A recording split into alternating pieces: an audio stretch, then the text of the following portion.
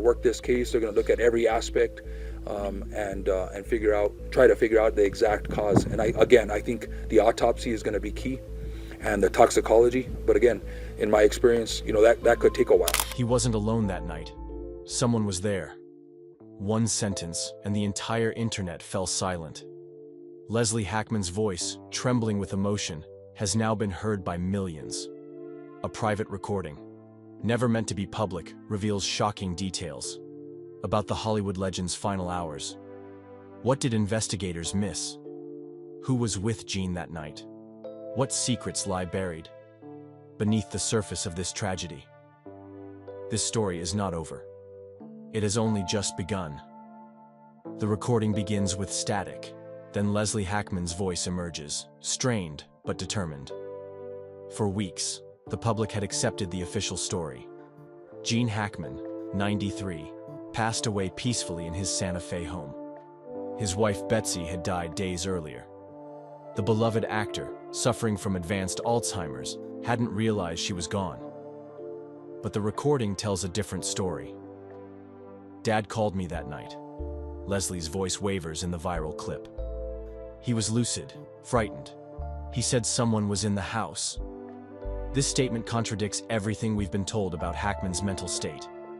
The official report claimed severe cognitive decline, yet Leslie describes a man aware enough to make a coherent phone call. Why would Leslie reveal this now? And to whom was she speaking when this audio was captured? For months, Leslie maintained that she had a close relationship with her father. "We spoke weekly," she once told reporters after his death. "He was still reading books, discussing politics. His mind was sharp." These reassurances painted a picture of an aging but mentally intact Gene Hackman, completely at odds with medical reports that later emerged. But then, the story began to crack. Phone records revealed minimal contact between father and daughter in the year before his death. Neighbors reported that Hackman rarely left his house. The vibrant, engaged man Leslie described seemed to exist only in her words. The recording surfaced on an obscure podcast before spreading across social media. In it, Leslie sounds distraught, unguarded, clearly unaware she was being recorded. "Dad wasn't the way they're describing him," she insists. "He knew exactly what was happening. He was afraid." Afraid of what? Of whom? The recording offers tantalizing fragments but no complete answers. Security analysts who've examined the recording note its authenticity. The vocal patterns match known samples of Leslie Hackman's voice, confirms audio expert Marcus Chen. This doesn't appear to be AI-generated or significantly altered. The emotional distress in her voice shows micro-variations that are extremely difficult to fake. As the recording circulates, theories multiply. Was Gene Hackman's isolation in his final months voluntary or imposed? Did Leslie really know nothing about her father's condition, or was she deliberately creating a false narrative? And most disturbingly, if Hackman was lucid enough to make that final phone call, what happened afterward? Medical records eventually released painted a stark picture of declining health. Alzheimer's, cardiovascular issues, multiple past heart attacks. Leslie claimed complete ignorance of these conditions. "I had no idea," she told reporters when confronted with the medical files. "That's not the father I knew." But the recording suggests otherwise. "They're saying he didn't know Mom was gone, but he asked for her that night." Leslie's voice trembles. "He asked why she wasn't answering him. He knew something was wrong." If Hackman was aware enough to make this call, why was he left alone after his wife's death? Why wasn't professional care arranged for a man with serious health issues?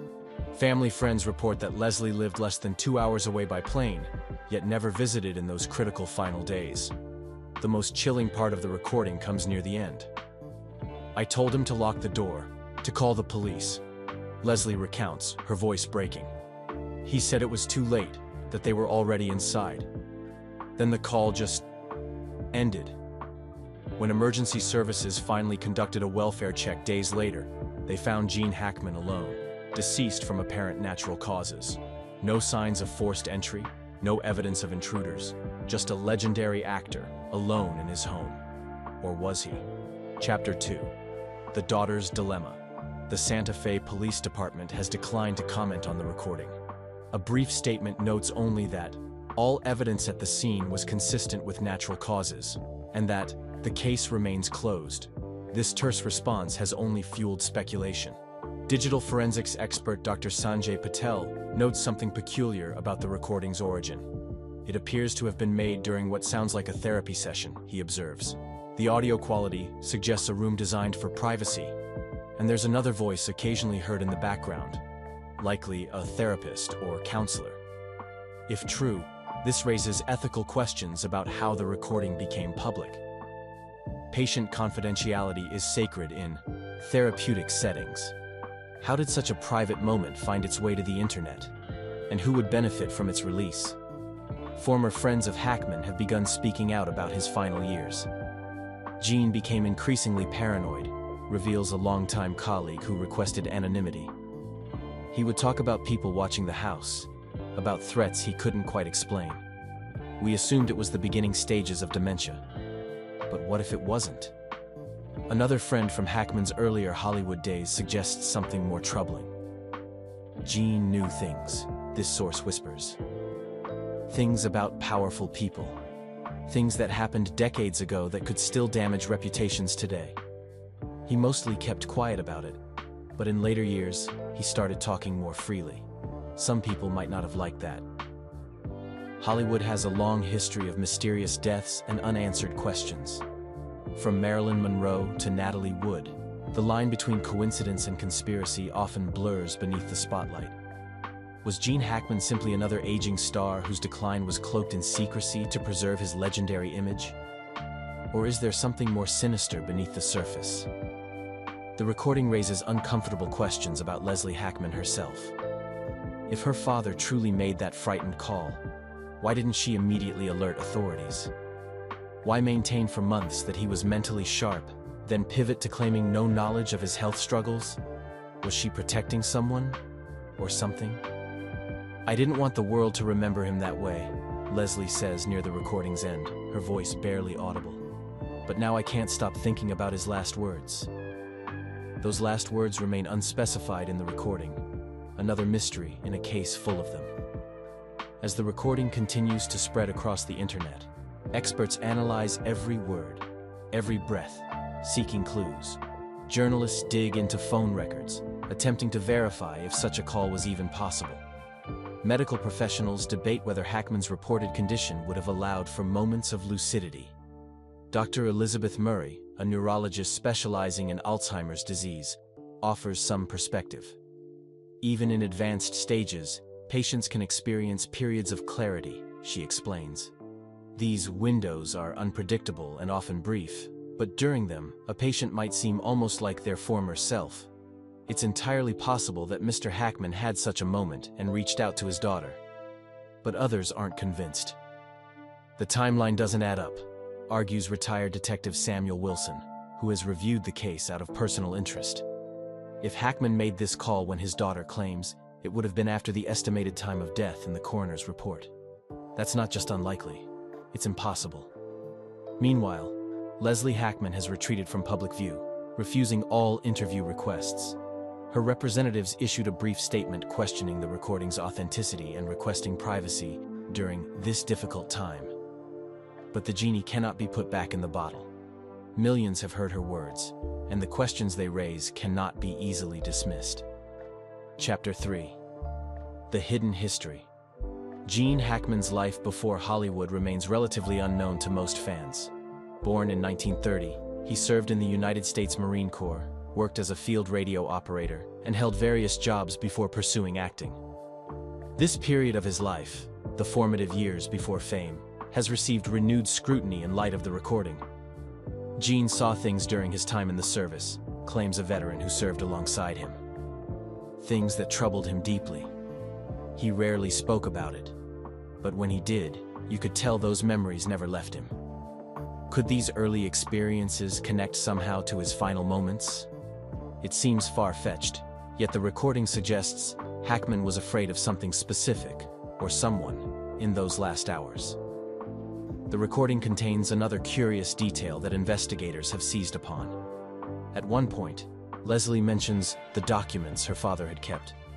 "He told me where to find them if anything happened," she says. Papers that would explain everything. What documents? What could they possibly reveal? And did anyone find them after Hackman's death? The official inventory of items from Hackman's home makes no mention of significant documentation.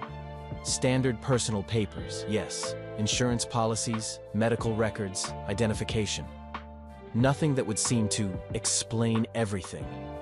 Either the documents were removed before authorities arrived, or they never existed at all.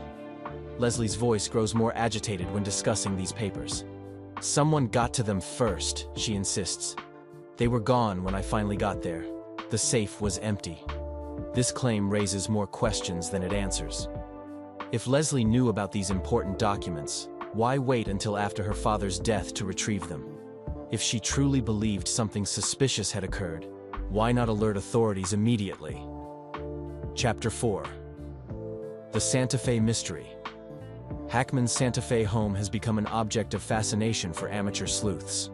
The sprawling property sits on several acres, isolated from neighbors, surrounded by the natural beauty that drew the actor to New Mexico in the first place. It was meant to be a sanctuary, a place of peace for his final years. Instead, it may have become something else entirely. Security footage from nearby properties, obtained through public records requests, shows unusual activity in the weeks before Hackman's death. Multiple unmarked vehicles arriving and departing at odd hours. Delivery services bringing packages with no return addresses. And most tellingly, a complete absence of medical personnel visiting a man who supposedly required significant care. If Mr. Hackman truly had advanced Alzheimer's, he would have needed regular professional assistance, notes elder care specialist Dr. Maria Gonzalez. The absence of home health visits is extremely unusual for someone in his reported condition. This inconsistency haunts the case. Either Hackman wasn't as ill as later reported, or someone made a conscious decision to isolate him from proper care. Neither option is comforting. The recording offers another bombshell that investigators have struggled to verify. Dad said someone tampered with Mom's medication, Leslie claims, her voice dropping to a whisper. He found pills that looked different. When he questioned it, that's when everything changed. Betsy Arakawa Hackman's official cause of death was listed as a rare rodent-borne hantavirus, an explanation that raised eyebrows among medical professionals. Cases in the United States are exceedingly rare, particularly in well-maintained upscale homes like the Hackmans. Could there be a connection between Betsy's unexpected death and Jean's final frightened phone call? The recording suggests Leslie thought so. "It wasn't a coincidence," she states firmly. "First Mom, then Dad. Someone wanted them both gone. But who? And why now, when both Hackmans had been effectively retired from public life for nearly 20 years? Chapter 5. Hollywood's Dark Underbelly. Jean. Hackman spent decades at the heart of Hollywood, starring in classics like The French Connection, Unforgiven, and The Royal Tenenbaums. His career spanned eras of significant change in the entertainment industry, from the studio system's twilight to the rise of independent cinema. During those years, he witnessed the industry's darker side as well. The power plays, the covered-up scandals, the careers made or destroyed on whims. While never one to court controversy, Hackman was known for his straightforward nature and unwillingness to play politics. Jean kept receipts, reveals a former producer who worked with him in the 1980s. Not literal receipts, but he remembered everything he saw. And he saw a lot. There are people in this town who would prefer certain stories stay buried forever. In the years before his death, Hackman had reportedly begun writing his memoirs. No manuscript has ever been found, but several close friends confirmed its existence. He was finally ready to tell it all, one said. The good, the bad, and the very, very ugly. Could these unwritten memoirs connect to the events surrounding his death? The recording offers tantalizing hints. They didn't want him to finish the book, Leslie says at one point. He knew naming names would cause problems, but he was tired of keeping secrets. Industry insiders have noted that several powerful figures from Hackman's era have maintained their influence despite advancing age. producers, executives, and power brokers who operated in the shadows of Hollywood's most decadent period still pull strings from behind the scenes. There are secrets from the 70s and 80s that could still end careers today, notes entertainment journalist Victoria Morgan. The statute of limitations may have expired legally, but in the court of public opinion, that's another matter entirely. The recording suggests Leslie shared this concern. Dad said he was done protecting people who didn't deserve protection, she states. He wanted to set the record straight before he died. If true, this motive adds another layer to the mystery. Not just a beloved actor's sad passing, but potentially something far more calculated. Chapter 6. The Daughter's Burden. As the viral recording continues to spread, Leslie Hackman finds herself caught in an impossible position. Speaking out further could put her at risk if there truly is something sinister behind her father's death. Staying silent only fuels speculation that she might be complicit in some way. The psychological toll appears evident even in the recording itself. "I don't know who to trust anymore," she says, her voice cracking. "Everyone has an agenda. Everyone wants something. I just want to know what really happened to my parents." This vulnerability stands in stark contrast to her earlier public statements. When news of her father's death first broke, Leslie presented a unified front with other family members. "My father passed peacefully," she told reporters. "We're grateful for the privacy and respect during this difficult time." Now, the recording suggests she never believed that story at all. Psychologists who have analyzed the audio note signs of severe trauma in Leslie's speech patterns. "There's authentic distress here," observes Dr. Rebecca Williams. "The vocal tremors, the hesitations, the emotional modulation, these are consistent with someone processing grief complicated by uncertainty and fear." Was Leslie truly in the dark about her father's condition? Did she know more than she initially revealed? Or is she herself a victim of manipulation, caught in circumstances beyond her control? The recording offers contradictory clues. At times, Leslie sounds genuinely shocked by revelations about her father's health. At others, she seems to possess knowledge that only someone close to the situation would have. "Dad made me promise not to tell anyone about the visitors," she says at one point. "People I didn't recognize, people who made him nervous.